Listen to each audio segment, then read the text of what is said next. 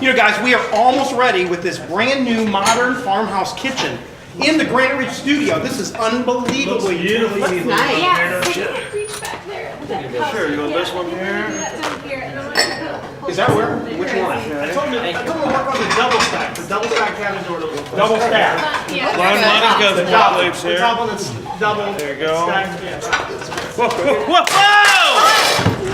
Oh no! Lonnie. That'll leave a mark. Clean up crew. 911.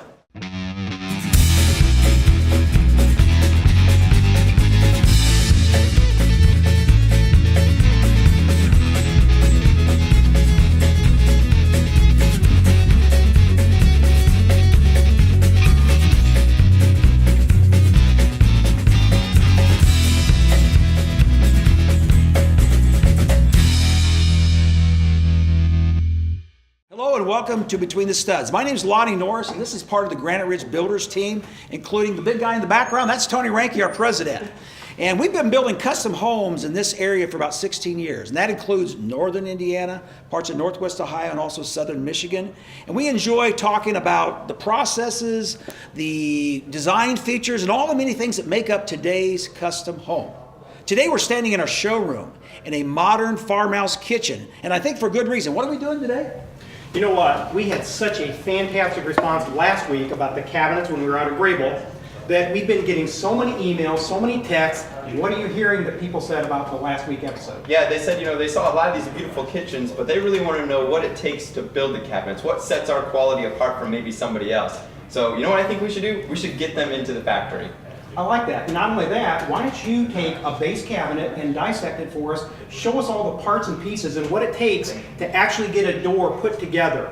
And I think the rest of it, we could talk a little bit more about some of the other cabinets and maybe some other features. There's also a lot of history when it comes to cabinets. 100 years ago, we called them cupboards. The reason being we had a board and a cup, hence cupboard. You know, the old is new again, and we have that same thing coming back. It's just a little bit updated and a really nice style.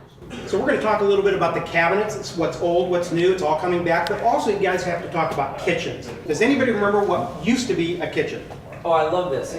Kitchens used to actually be more outdoors because, again, like my grandmother in Puerto Rico, they had a kitchen inside the house, but they also had one outside from all the main cooking. When you had to really get down to dirty, you had the outdoor kitchen, so you kept the mess and the smells outside. Yeah, and even inside, if you ever did have a kitchen, number one, there wouldn't be anything in there except for maybe a sink, maybe something to cook on, but nothing like cabinetry that we have today. Today, we've now come back to our kitchens. The island is all the center of the house. That's where the social network takes place. So let's talk about that today. Everybody break off. Let's hit some really fun features about the makeup of kitchen cabinetry and kitchens. All right, I'm gonna go take this.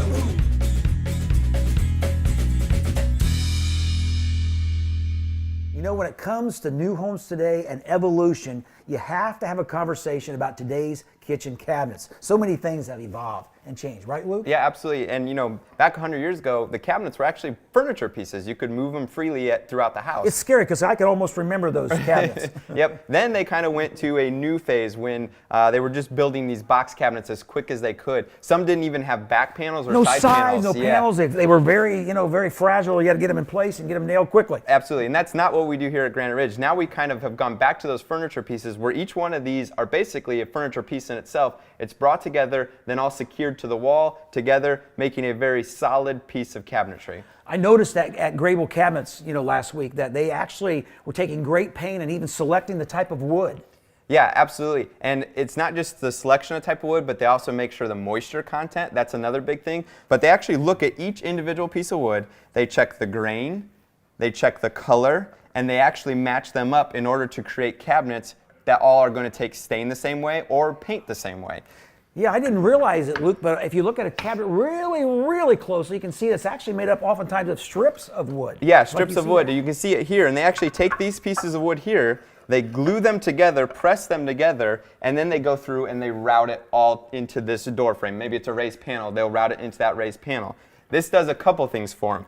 A, it's a better product because from a moisture content standpoint. So this is a moisture meter. You can read here that it's actually reading very, very low. It says low. Yeah, if this was one solid piece of wood, that could shrink up to 1/8 of an inch or even more, depending on the moisture content of the gonna house. move. That's it could not shrink good. or expand. Okay. When you use smaller pieces of wood like this, you're not going to have as much expansion and contraction. Makes sense. And they're taking pains and making sure those type of woods and those grains actually match up really well. So when you look at the door, you can't even tell it. Right, yeah, when you're standing away, it's hard to tell. You get up close, you can actually see the individual lines, but that's part of their quality check when they're looking at that grain and that color match. We didn't do that in the old days, I'm telling you that right now. A couple other things that they do at the factory to make sure that that expansion and contraction. So this would be a cutaway of this door. You got the leg and the stile here. Okay. There's a track. All right. So again, this inside panel fits down in this track. Well, we mentioned there's going to be expansion and contraction. That's where these little tiny, they call them spacer balls. Like blueberries. A little bit. Okay. They fit down into that track, Okay. and then when they put that inside panel in there, that allows that panel to expand and contract without creating any issue with the structural integrity of the leg and the stile. So wood is moisture change is going to move a little bit. So you got to make an exception or make an exception for Yeah. a little bit of Absolutely. And in the factory, when we were going through there, you could actually see fans were actually misting saw humidity, the steam moisture coming out into of the the air. fans, Yeah, right. and that's all part of that humidity check. It's very, very important anytime you're dealing with wood to make sure you're always taking into the fact that moisture is going to have an effect on it. Wood needs to be acclimated. Is that the word they use? Yes. Yep. Okay. All right. Yep. So why I got this in my hand with the leg and stile, another feature that our cabinet companies do. This is considered a miter joint. Well, Okay. remember Tony mentioned at the beginning, old is new. Mm-hmm. Well, we got all sorts of new fasteners and ways to build things, but really when it comes to cabinets, they've actually gone back to the way it was done hundreds of years ago, and they do everything by jointery. Old furniture was made exactly just like the dowels. Yep. Yeah. You got the dowels, and then they've taken it a step further, and then you can see they've even actually put some finger joints in with Okay. this too. Just kinda let it go together. So by Okay. the time you glue this up, fits together nice and tight. You have the dowels holding it and the finger joint. not gonna move. And there's no nails or screws in here. Right. Wow. Yep, no nails or Wow. screws at all. And that's a very nice feature. The more nails and screws that you get through this, you have to putty those. Well, putty doesn't stain up the same way as wood does, and it changes over the course of time. You might not see it that first year, but then 10 years later, that putty hole is going to be a little bit more noticeable. So this is, again, just another quality that sets us apart. Looks like furniture to me. It really does. Really does. And this would be the same thing. You got a leg and a stile. Now this is just considered a butt joint. So in a butt joint, you still have the dowels. dowels, Yep, okay. the dowels, but then you just don't have the finger joints. But again, everything is joinery when it comes to building these cabinets. We talked about the door and the frame assembly. Let's talk specifically about the cabinet itself, how it's assembled. When I was at Grabill, I saw old-fashioned craftsmanship all over the place. Yeah, absolutely. As we walked through that factory, I only saw one automated machine, and that just puts, the routes in the drawers here, and then some of the real technical stuff. But other than that, all of these cabinets are made by hand when they go all the way down that line, from sanding to staining to cutting, all done by quality craftsmen here locally. Okay, so let's talk about the box. So the box, I'm going to take this drawer out real quick.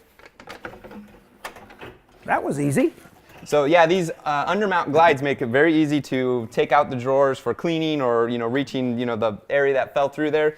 But you got your face frame here. So that's the legs and the stiles that go through here. This is all the face. That's what you actually see when you're looking at the cabinet. And again, those are all done by joinery. So again, you don't see any of those fasteners Okay. from the face side. Then when it comes to the box, you have your side panels. We didn't have those in the old days. Right, and then back in the day when you used to look in the back of the cabinet, you would just see unfinished drywall. We didn't have any backing, that's for sure. Yep. That's for Now sure. there's a nice back there, and that's all made by either birch Solid, or yeah. or a laminated material. Then you got your base cabinet, and you got your toe kick underneath that, and I think we're all familiar with what the toe kick provides when you're working at the cabinet. It gives your feet a place to sit. And then let's go to the drawers. That's another thing that's got a lot of quality craftsmanship built right into it today. Yeah, so again, with these undermount drawers, it's very easy to install this, and there are 3/4 inch sides. Look how heavy that is. Yeah, and it's actually put together with the dovetail. So again, all done through joinery. There's no way you're going to pull the fronts off No these way. cabinets. No kid, no adult will be able to rip that right off with Right. those dovetails. It's just impossible. Then you got a nice thick bottom. It's a 3/8 inch. That is so that heavy, You can yeah. put a lot of pressure on this drawer, and this thing is not going to budge. Again, that's part of those undermount glides. So the other way heavy. that the glides, you can actually have side mount glides, and those have their purposes. This gives you a soft close, but then those side mounts, a lot of time food and crumbs kind of fit in there. And also the drawers would be a little bit smaller. Yes, with that's the another side good ones. point. Right, This allows right. you to run that drawer all the way to the full length. Wow. In today's new custom home, there's between 20 and 30 custom cabinets. So it's critical that they be assembled properly in order to give you years of enjoyment.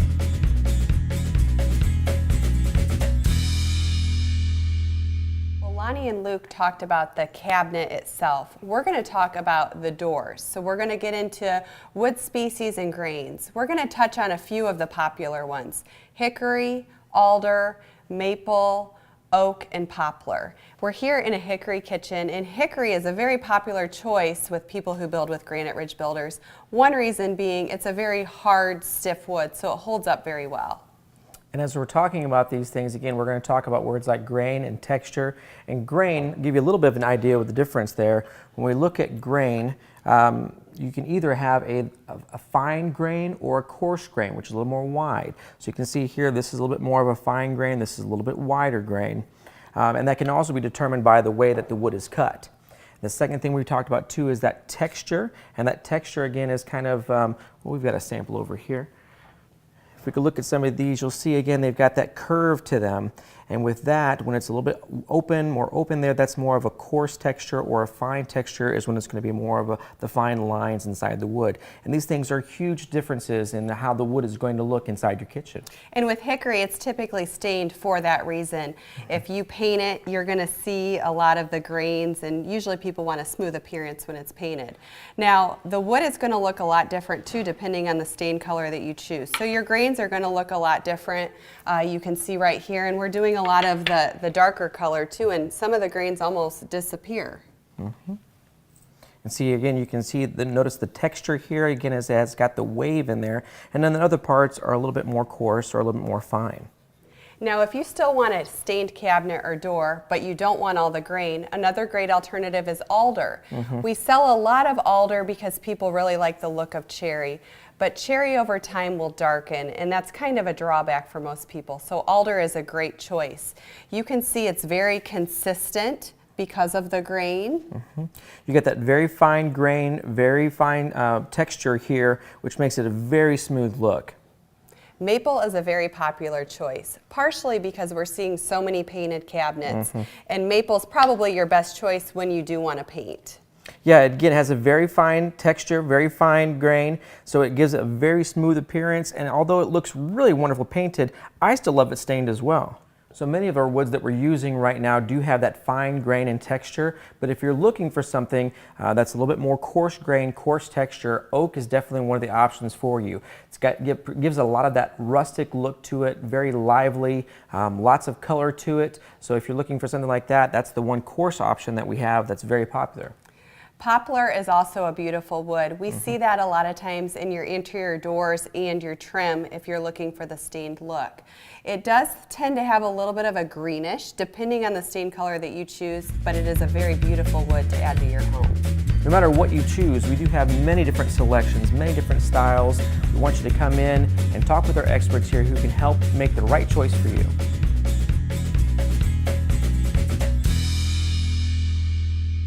As most of you already know, color is one of my favorite subjects, of course, and we have this new awesome Sherwin-Williams display here. And when it comes to color, cabinets are really going to be focusing on what colors are going to be new and trending in the next 5 years, and that's what this year is all about.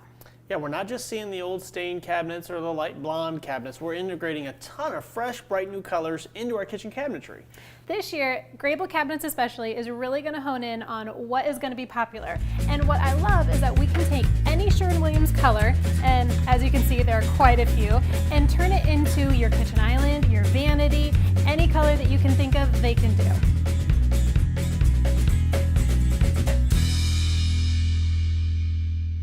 Tony, you do realize these are display cabinets only, right? I do understand that, but when it comes to your kitchen cabinets, you also want to make sure that you have the right depth in that cabinet to hold your plates, your serving trays.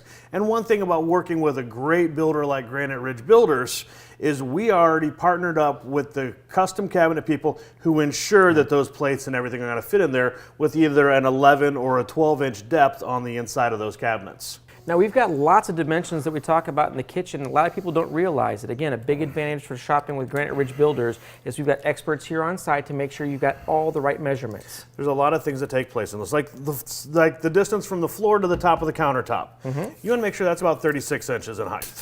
Now, you've told me about stories about people who've actually asked them to go 42 or higher because they were taller families. And also we've had them go a little bit smaller because they were shorter families. Hey, good people.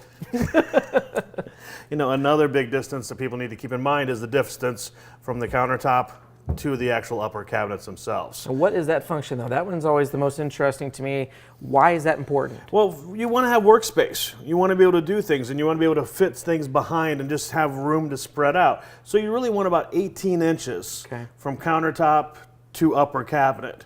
And then with your ceiling height, that plays in the next dimension for your you know, dimensions, is how tall do you want these uppers.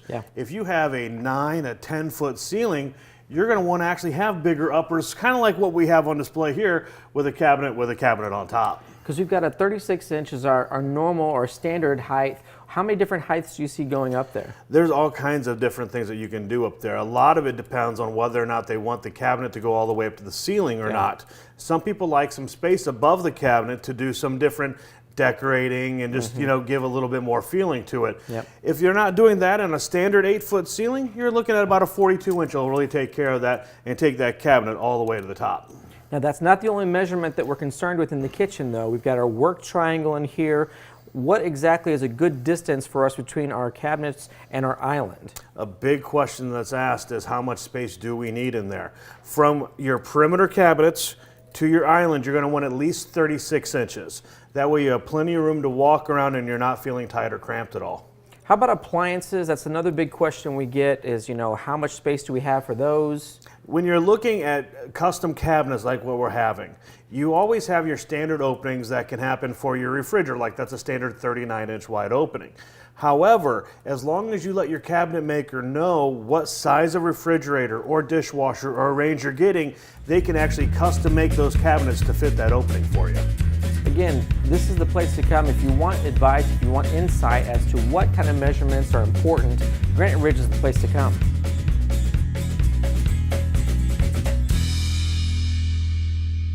We have got a lot going on back behind us, all kinds of different color schemes and panel styles. What are we going to talk about? Well, we really need to talk about door styles and how that affects your kitchen, your bathrooms. It really makes a big difference what kind of style you want to go with. And you're going to talk about some pretty technical terms today, but I think you're going to make it easy for us to understand, right? We'll try to. All So right. we'll start, let's see here. We'll start right here, okay? We got this one right here. This would be considered our typical standard door and drawer setup where it's a 1/4 inch overlay. So that means there's a little bit of a gap between your doors and your drawers all the way around your kitchen, and you're going to see this frame behind it all. Okay, now it can look a couple different ways. You see this one here is a 1/4 inch overlay. You have some nice raised panel. Now that white one back there is one as well. And as you can tell, there's a lot of different looks that you can come with the same sort of construction of your cabinet. And we talked a lot about colors in a previous segment, but we're still seeing a lot of the white painted cabinets. We're also doing some of the gray tones, but you're going to show us, I think, some other colors even within these that are a little brighter and bolder, right? We do. So we even have some green color, and again, like you said, we've done the blues a lot lately, especially on islands, but it's something you can have a little bit of fun with. Now this one here, this is a beadboard frame, or the panel style here, and the frame is an 1/8 inch overlay. So again, that closes that gap a little bit more. You go from 1/4 inch to 1/8 inch, so you still have a little bit behind the doors and drawers, but it's not a completely flush. You get this look with this one here, and you get it with this one as well. And again, if you just notice the door style, it makes a big difference. That one's a raised panel versus beadboard. Totally changes the look of your cabinet. These are more of an inset type of a drawer here. They are. So you have the door and drawer completely behind the frame of the cabinet. So you're going to see the entire frame around it. This is very popular. It was popular, let's see, in the 80s and the 60s. It's kind of jumped around in different styles. And you even have the same thing here. So you can go from wildly distressed to very modern. It can fit a lot of different styles depending on what you like. And then you've also got an example behind you, which is a flush door? It is. So this flush door, you can do it in a wood species, but a lot of people do a flush door in a veneer cabinet. So we're seeing that a lot more lately, especially with mid-century modern styles. We actually have it in the lower level of the next step home too. And you're going to typically see a full overlay, so that means you're not going to see that frame of the cabinet behind it at all. And you can do this in a lot of different wood veneers. So that means it's just a layer, a picture of wood on top. The trick to telling if it's a quality cabinet company that's made these veneers is if the grains line up from door to drawer and from uppers to lowers. They're going to make sure those grains line up, and that's the test for a true quality veneer. I think the beautiful part about Granite Ridge Builders, Kayla, is there's people like yourself that come in and be experts and help folks through the process of making all these different choices from colors, wood species, and even door profiles.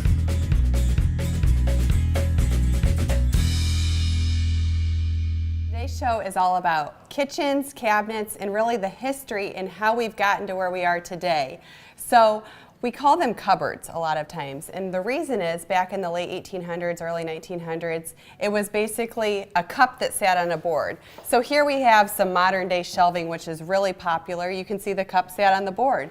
But over the years, it has evolved to an actual cabinet, and that leads us into something really important on the cabinets is the hinges. You know, a lot of people don't want to think about it, but it is something that does affect how you use your cabinets. So there's a couple different types that we want to touch on. One of them is called a hidden hinge, what did you say, a cup hinge before, a couple different terms for that, European hinge, and that's what we have over here. The benefit to it is it does provide you with a soft closed door. That is a nice benefit feature for a lot of people, and it's nice and clean. You don't see that hinge on the outside of the door. So those are a few benefits there, but it only opens about 100 degrees, a little over that 90-degree mark there. And so some people would rather have a door that opens completely. And that you can get with a knife hinge. So you are going to see the hinge a little bit on the outside of a door, but it does give you a full open. So there's a couple different benefits to either one with that.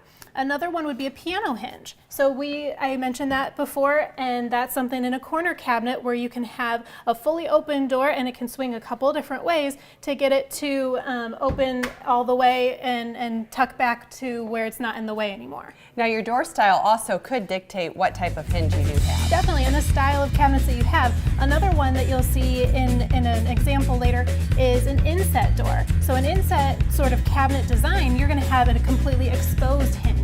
So a lot of different options for you, just depends on your style.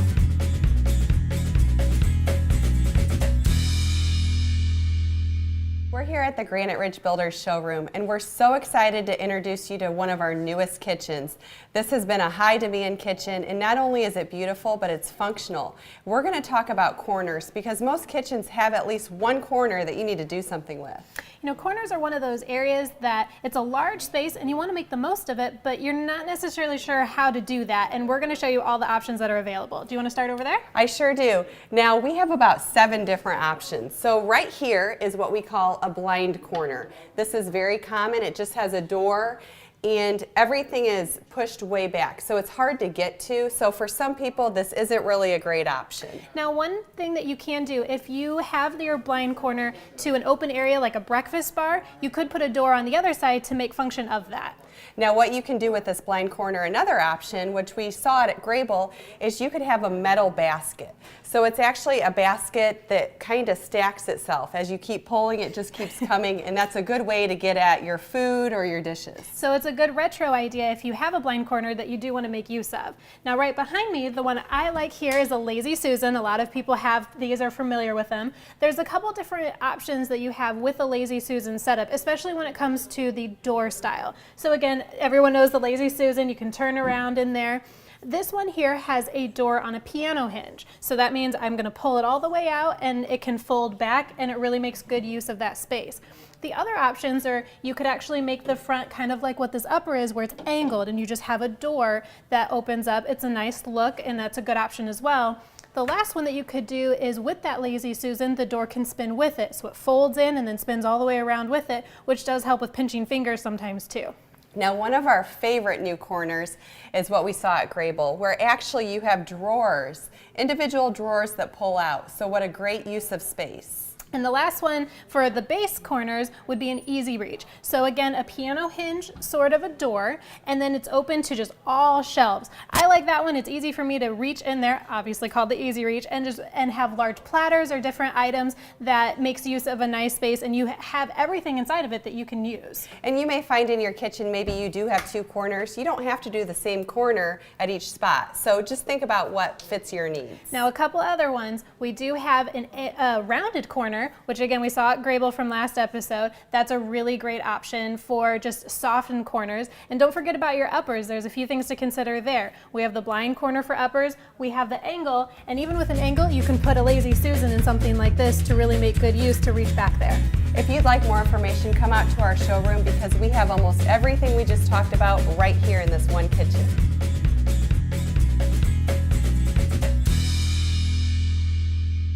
Talked a lot about the history of cabinets, and cabinets started really as furniture, and what's neat is they started here in Indiana in Newcastle. Hoosier Manufacturing in the late 1800s invented the Hoosier cabinet. So it was a piece of furniture that usually was about 4 to 6 feet wide, and it provided storage below and above. It was really a 3-piece or 3-section unit, and it's evolved from there.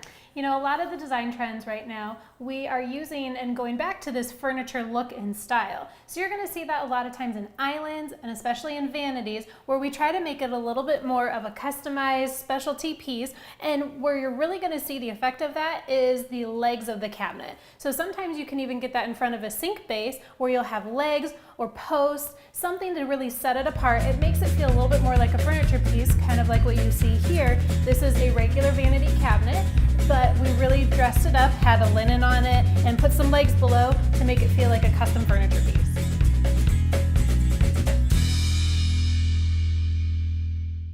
Welcome to Saddle Creek Estates, located off of Whitmer Road, nestled in between the Leo and Grabill areas.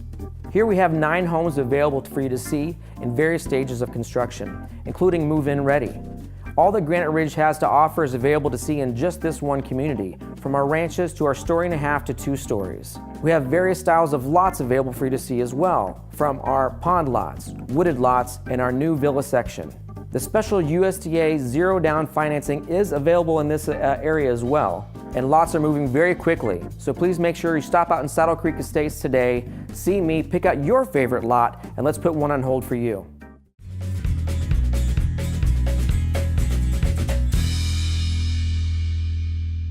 Izzy, what is this thing? You might be used to a sundial, but this is actually called a clock line. Oh, it's a clock. Well, I know one thing, time evolves, and like we talked about today, so do kitchens and homes.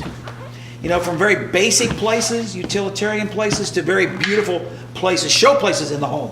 You know, through the 1960s, starting to add more color, to add kitchen islands, and really getting to where we are now with a wonderful open concept. And speaking of islands, that is the most popular plan that we have today. Everything is open to the great room, all the other rooms. Do you guys know who came up with that idea of the island? So who was the predecessor? I don't. Frank Lloyd Wright, back in the 1950s and 60s, he came up with a design called the Usonian style, which was completely open to the whole house. It was all about socializing, the family, and networking. So I thought that was a little interesting. That's why we today have the island. So this was a great show. I hope you guys enjoyed it. I hope you really were entertained with some of the things we talked about, the processes, the boxes. Would you close for us? Absolutely. As always, guys, I want to thank you for spending part of your day with us. If you'd like to learn a little bit more about who we are, what we do, and why we do what we do so well, please just pick up the phone, give us a call, visit the website below. Even better yet, come in the front door. We'd love to show you how to incorporate all these amazing custom cabinetry options into your brand new home. And one of the things that has really evolved in the kitchen is kitchen stain and paint colors. All kinds of things are out there. And these guys have picked some of their favorites. What do you got? Okay.